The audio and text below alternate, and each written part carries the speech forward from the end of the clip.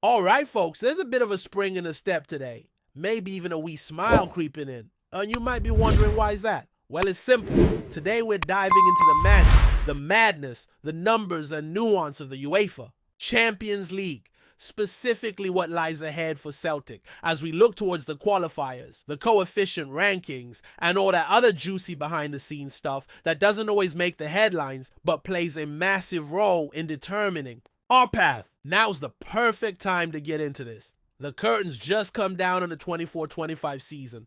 All the games are done, the dust settled, and the UEFA coefficient tables are now frozen in time. That means we've got a clean snapshot of where Celtic and more broadly Scottish football stand. Nothing's shifting now until the first kick of the next campaign. So it's a brilliant point to stop, take a breath, and look at the landscape before we get swept up in another mad run of fixtures. And even though Celtic won't be entering qualification until the very end of that process, things happening in the earlier rounds can still affect us, directly or indirectly. So best believe we're keeping an eye on it all. This upcoming season could be a special one. If Celtic manage to qualify again for the Champions League group stage, it'll be 4 years on the bounce, something we've never done before, never. The best we've ever managed was 3 consecutive seasons, so we're staring down a real chance to make history. And I'll tell you what, for all the frustrations, ups and downs we've had in Europe, being in the Champions League 4 years straight, that would be something special. Right, let's get into the meat of it. Before we start talking about the playoff round itself and who we might face, let's take a wee look at the state of play when it comes to UEFA coefficients, both for Scotland as a country and Celtic as a club. It matters, believe me. The whole qualification system, the number of rounds, whether you're seeded or not. It all ties back to these numbers. Let's start with the national picture. The UEFA Association coefficient table for those unfamiliar runs on a 5-year cycle and determines how many clubs a country can enter in UEFA competitions and at what stages they enter. There's a 1-year delay built in, which is typically confusing. So for the 24-25 season, the rankings that matter are actually from the end of 23-24. Stay with me. At that point, Scotland was sitting in 11th place. Not bad, not brilliant, just on the edge of something bigger. If we'd managed just one spot higher, 10th, then Celtic would have gone straight into the group stage again without needing to play a qualifier. That's how crucial that 10th place is. And it's not some Pianteski thing. The Czech Republic were 10th and their champions, Slavia Prague, went straight through. We were that close. What's even more frustrating is that both countries had the exact same total 36.05. The same. So you're thinking, how on earth are they ahead of us alphabetical? Surely not. It probably comes down to the highest single season score in that cycle or some other UEFA formula. But it still stings. Fast forward to where we are now after the 24-25 season, and things have taken a bit of a hit. Scotland's dropped down to 14th in the rankings. 14th. Even though we had a decent year putting up 9.25 points, the countries around us like Greece with 12.6 and Norway with 11.8 absolutely flew. They leapfrogged us. That's the brutal truth of this coefficient race. It's not just about how well you do, it's also about how well everyone else is doing. Now, here's the key bit. Despite dropping to 14th, Celtic's route to the Champions League next season remains the same. As long as we win the Premiership. 1 round of qualifying, same as last year. So 11th or 14th, nothing changes for us at this stage. But if Scotland were to fall just 1 more spot down to 15th, then it all gets harder. More rounds, more games, more chances to trip up. That's the danger zone. On the other hand, if we could ever claw our way up to 10th, we'd be back in that golden position of automatic qualification. But looking at the gap to Turkey, who are sitting at 43.9 while we're back at 35.5, it's a big hill to climb. Not likely to happen in the next year or two, let's be honest. So the reality is, qualifying is going to be our route for the foreseeable future. But you know what? It could be a lot worse.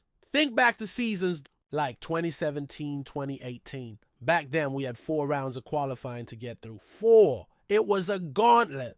Now it's just 1 round, and crucially, we'll be seeded. That makes a difference. Speaking of seeding, let's look at Celtic's club coefficient. Not going to sugarcoat this. We're way further down that table than we should be.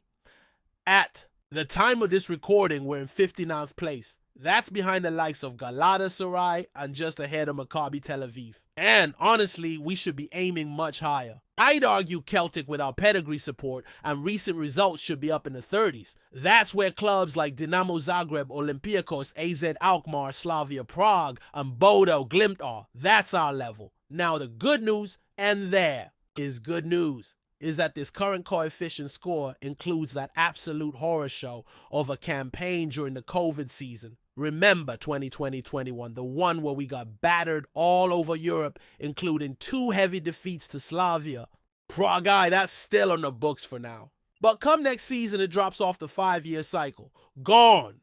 And it'll be replaced by whatever we manage this upcoming season. So if we can put up another strong European run, say match last season's 16 points, that would be a massive boost. Let's do the math for a second. We scored just 3 points in that COVID season. If we replace that with 16, that's a 13-point swing. Add that to our current total, and we jump to 51 points. That would push us up around 42nd or 43rd place.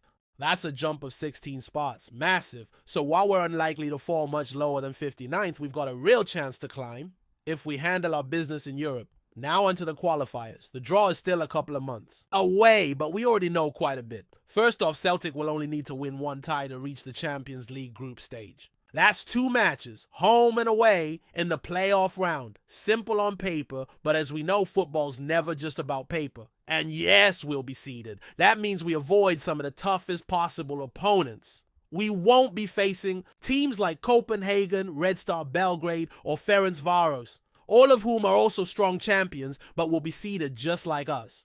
We also avoid Bodo Glimt, who enter at the same stage as us. That's a huge relief. So who could we play? Well, it depends on how the earlier rounds go.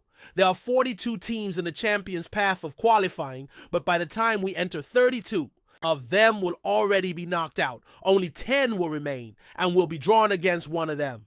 Among the possible unseeded opponents are names like Sturm Graz from Austria and FC Basel from Switzerland. Both are decent sides. Basel in particular have European pedigree, but neither of them are guaranteed to be unseeded. It depends on who makes it through the second and third rounds. If there are a lot of upsets and high coefficient clubs go out, these teams could get bumped up. But as it stands, both Sturm Graz and Basel are likely to be unseeded, which makes them potential opponents for us. Now, here's something interesting. The draw for the playoff round happens before the third qualifying round is even played. That means when we see the draw, it'll be full of placeholders like winner of Team X versus Team Y, and we might not know our actual opponent until just a week before the first leg. That's the reality of this structure. A lot of uncertainty right up until the moment we kick off. Still, whoever we face is going to be a champion, just like us. A team used to winning, used to dominating possession in their domestic. League, I'm probably carrying strong home support. It'll be a proper test. But you know what gives me confidence last season? Celtic proved something in Europe, especially away from home. Clean sheets in Bergamo against Atalanta, clean sheet in Zagreb against Dinamo. We were seconds away from a clean sheet in Munich against Bayern. That's massive progress. We've developed a bit of steel away from home in Europe, and that's going to serve us well in this playoff round. And let's not forget, this tie isn't happening in mid-July like in the old days. We're talking mid to late August. By then, the squad will have had a full preseason and already played 3 Premiership matches, so no excuses about rust or fitness. The team should be sharp. Ideally, of course, we'd have new signings in place by then.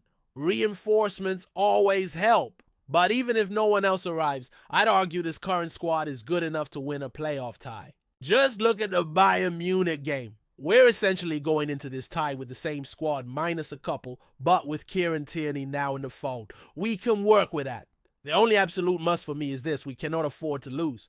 Any key players before this tie, selling someone major before that playoff would be unforgivable. If anyone's going to leave, let it be after. This tie is too important financially and competitively to go into weekend. So that's where we are. The stage is set. It's a challenge, but also a massive opportunity. 4 years in a row in the Champions League. Let's make it happen. Before we proceed, subscribe to our channel and enable notifications to receive all exclusive news about Celtic FC. Don't miss any details about your favorite team. It's extremely important for Celtic FC fans. Whispers are swirling across Glasgow, and Parkhead is buzzing with the kind of chatter that sets pulses racing. Could it be? Could Sergio Ramos, yes, that Sergio Ramos, be donning the green and white hoops of Celtic for what might be his final dance in European football? Rumor has it that the Spanish legend, a tight end of Real Madrid and most recently anchoring Sevilla's backline, has put pen to paper on a short-term deal with Celtic. Nothing's been made official, mind. Not yet. But sources close to the club suggest the 38-year-old defender is eyeing a romantic finale in one of Europe's most passionate footballing theaters. It's the kind of move that feels like fiction. Ramos, the warrior with 4 Champions League medals and a World Cup to his name, swapping the lights of La Liga for the intensity of Old Firm derbies, rain-lashed nights in Dingwall, and the roar of paradise on a European night.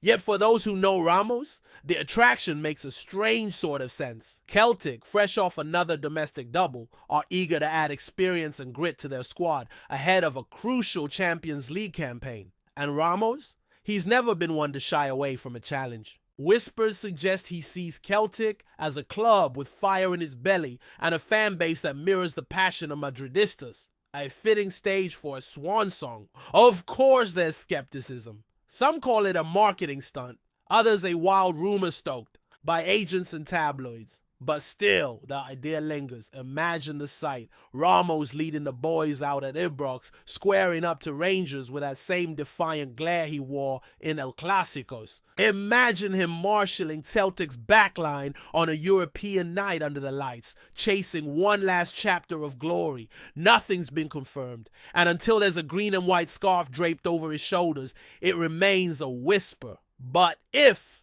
there's truth in it. If even a hint of it is real, Celtic Park could be about to witness something unforgettable. Hello, fan. Don't forget to like and subscribe to the channel, as it means a lot to Celtic FC.